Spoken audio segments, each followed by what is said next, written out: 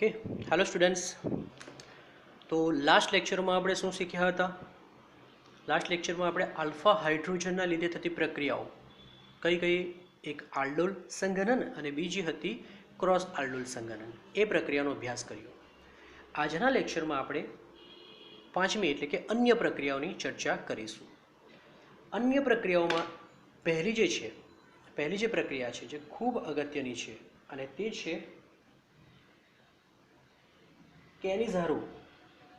કેનિઝારો પ્રક્રિયા.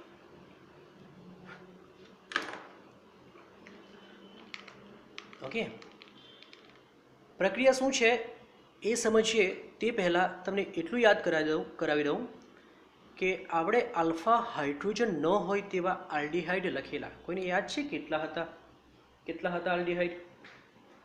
તો બે જ હતા, એક ફોર્માલ્ડીહાઇડ હતો અને એક બેન્ઝાલ્ડીહાઇડ હતો. આલ્ડીહાઇડની વાત કરીએ તો આ પ્રક્રિયા આલ્ફા હાઇડ્રોજન ન હોય તેવા આલ્ડીહાઇડ જ આપે છે. તો પ્રથમ મુદ્દો એ લખીશું કે આ પ્રક્રિયા આલ્ફા હાઇડ્રોજન ન હોય તેવા આલ્ડીહાઇડ જ આપે છે. પ્રક્રિયા શું છે તે પણ લખીએ કે આલ્ફા હાઇડ્રોજન ન હોય તેવા આલ્ડીહાઇડ અને આલ્ડીહાઇડને 50% સાંદ્ર NaOH, મંદ નહીં, NaOH લેવાનો 50% NaOH સાથે ગરમ કરતા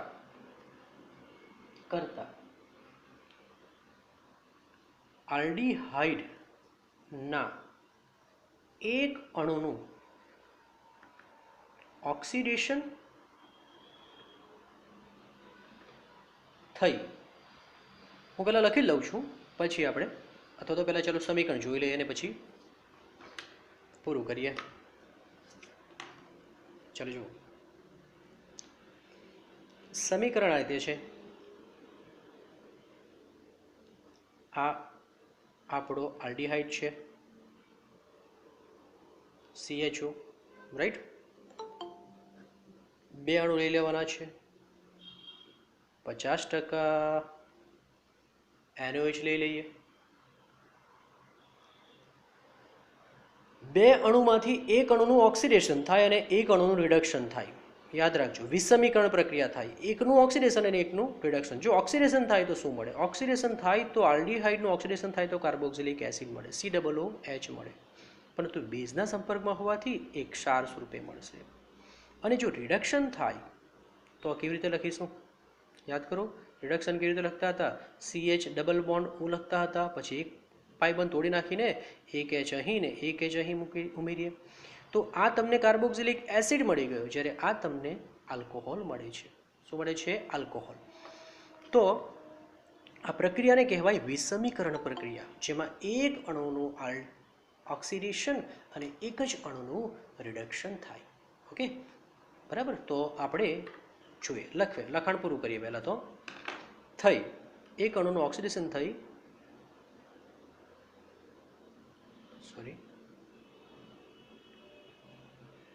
કાર્બોક્સિલિક એસિડનો ક્ષાર મળે અને બીજા અણુનું રિડક્શન થઈ શું મળશે? આલ્કોહોલ મળે છે. આમ પ્રક્રિયા કેવી છે? વિષમીકરણ પ્રક્રિયા. કેવી છે? વિષમીકરણ પ્રક્રિયા છે. તો તમે અહીં જોઈ શકો છો કે આલ્ડીહાઇડનું આ શું થયું? ઓક્સિડેશન. જ્યારે આ શું થયું? બોલો, રિડક્શન. રાઈટ ને? આનું નામ શું છે? આનું નામ છે સોડિયમ બેન્ઝોએટ. આનું નામ છે બેન્ઝાઇલ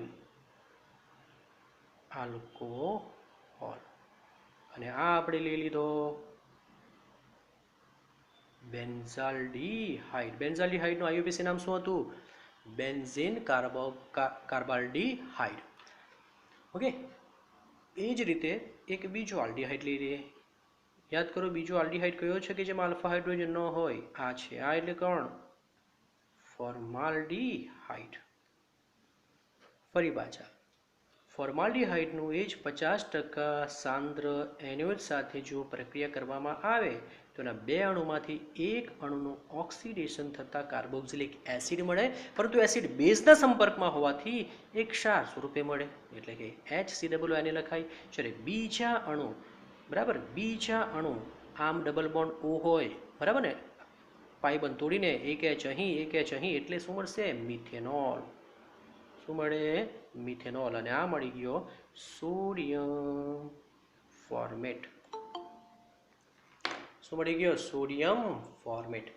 ઓકે, તો આ થયું કેનિઝરો પ્રક્રિયા. બસ આટલી જ છે આ પ્રક્રિયાને વિષમીકરણ પ્રક્રિયા કહેવાય. બરાબર. કેમ? તો કે એક જ અણુનું ઓક્સિડેશન અને એક જ અણુનું રિડક્શન થાય છે. હવે આપણે અન્ય પ્રક્રિયા જોઈએ. એના પછીની જે પ્રક્રિયા છે તે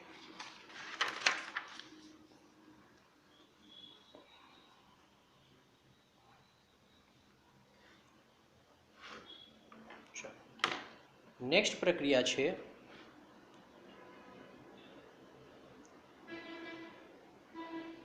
ઇલેક્ટ્રોન અનુરાગી વિસ્થાપન પ્રક્રિયા. પ્રક્રિયા કઈ છે? ઇલેક્ટ્રોન અનુરાગી વિસ્થાપન પ્રક્રિયા. બેન્ઝીન ચક્રમાં જે બી પ્રક્રિયા થાય તે બધી હોય છે ઇલેક્ટ્રોન અનુરાગી વિસ્થાપન પ્રક્રિયા. પ્રશ્ન એ થશે કે આલ્ડીહાઇડ અને કીટોન ઓર્થોપેરા નિર્દેશક છે કે મેટા નિર્દેશક? બરાબર.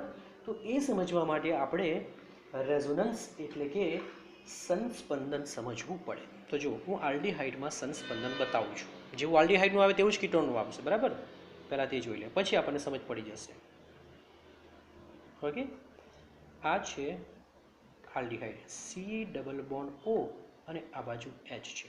ધ્યાનથી જોયા કરજો. શું થશે? આ જે પાઇબંધ હોય તે આના પર જાય, તો નીચેનો પાઇબંધ આ કાર્બનની સંયોજકતા પૂરી કરવા માટે, કારણ કે આ કાર્બનની સંયોજકતા 4, આ કાર્બનની સંયોજકતા 1, 2, 3 અને 4 હતી. જો એક પાઇબંધ આમ ચાલી જાય તો સંયોજકતા, બરાબર ને, તો આ ઉપર જશે. ઉપર જશે એટલે કેવું લખાશે? આ તમને પણ આવડી જ છે, એમાં કંઈ મોટું હોતું નથી. ભારે જો અહીં તો ડબલ બોન્ડ બની ગયા. આ કાર્બન અને આ ઓક્સિજન, ઓક્સિજન પાસે પહેલાં કેટલા હતા? 4. હવે 2 આવી ગયા એટલે માઇનસ બની ગયા, 6 થઈ ગયા ને. આ H તેમનો તેમ. હવે જો આ જે પાઇબંધ હતો જ્યારે અહીંયા જાય તો આ કાર્બન ઇલેક્ટ્રોનની ઉણપ ધરાવે, એટલે આ કાર્બન બનશે ધન વીજભારિત, બાકીના તેમના તેમ. તો આ ફર્સ્ટ સ્ટેપમાં આવું થાય. ઓકે, નેક્સ્ટ સ્ટેપમાં આ જે પાઇબંધ છે તે અહીં આવે.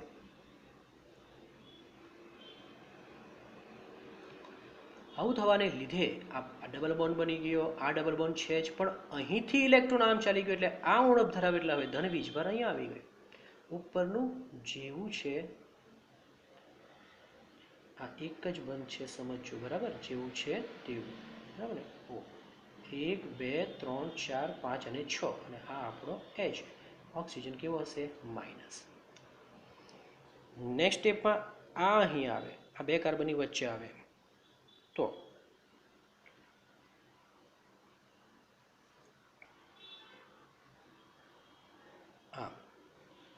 અહીં ડબલ બોન્ડ, અહીં ડબલ બોન્ડ બની ગયો.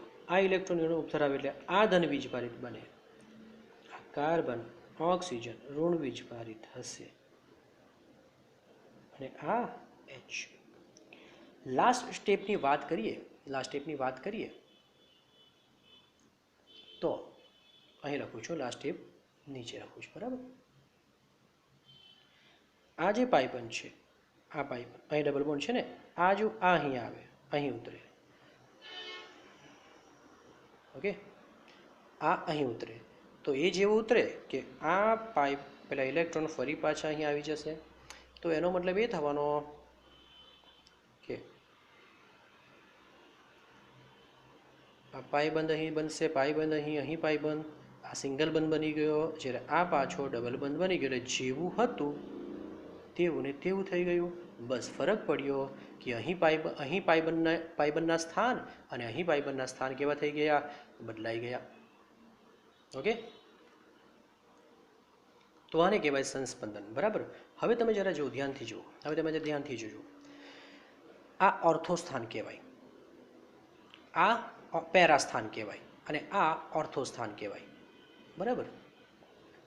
તો ઓર્થો ઓર્થો ઓર્થો સ્થાન કેવા છે, ધનવીજભારિત છે. હવે પ્રક્રિયા આપણે ઇલેક્ટ્રોન અનુરાગી જોઈ. ઇલેક્ટ્રોન અનુરાગી તો પોતે ધનવીજભાર આવે, તો સ્વાભાવિક છે આ ધનવીજભારિત સ્થાન છે, આ ધનવીજભારિત સ્થાન એની પાસે તો તે આકર્ષાવાનો નથી. બરાબર ને, એની પાસે તો આકર્ષણ અનુભવશે નહીં. તો તેવા કિસ્સામાં તે ક્યાં જશે? તો તમે જો કુદરતી રીતે ખાલી બે જ સ્થાન બચેલા છે, એક જ સ્થાન બચેલું છે, મેટા સ્થાન. આ મેટા સ્થાન ક્યાં? તો તમે આ મેટા સ્થાન કહો. આ મેટા સ્થાન પર જ કુદરતી રીતે ઇલેક્ટ્રોનની ઘનતા બચેલી છે. ઓકે, એટલે હવે આવનાર ક્રિયાશીલ સમૂહ અહીં જ જોડાશે. તો એનો મતલબ કહી શકાય કે આલ્ડીહાઇડ અને કીટોન, બોલો કેવા નિર્દેશક છે? મેટા નિર્દેશક છે. આમ લખી શકાય કે આમ આલ્ડીહાઇડ અને કીટોન કેવા છે? મેટા નિર્દેશક છે, હોય છે. તો એનો મતલબ હવે જે બી પ્રક્રિયા જોશું તે કયા સ્થાન પર થશે? મેટા સ્થાન પર થશે. ઓકે, તો પ્રક્રિયા જોઈએ. પ્રથમ આપણે નાઇટ્રેશન જોઈએ.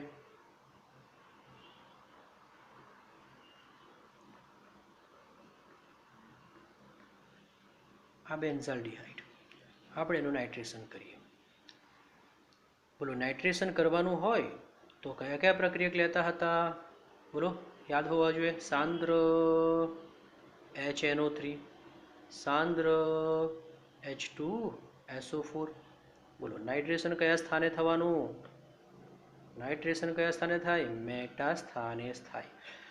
એક ખાસ વાત કે આ પ્રક્રિયા પરિસ્થિતિ ખૂબ પ્રબળ હોય છે, મતલબ કે અહીં તાપમાન અને બધું ખૂબ વધારે જોઈએ.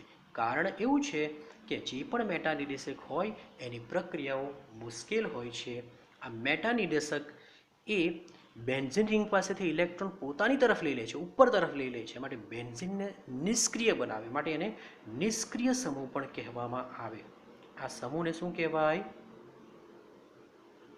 નિષ્ક્રિય સમૂહ. ડીએક્ટિવેટિક ગ્રુપ પણ કહેવામાં આવે છે આલ્ડીહાઇડ અને કીટોનને. અથવા તો યાદ રાખજો, જે મેટા નિર્દેશક હોય છે એ બધા કેવા હોય છે? નિષ્ક્રિય સમૂહ હોય છે.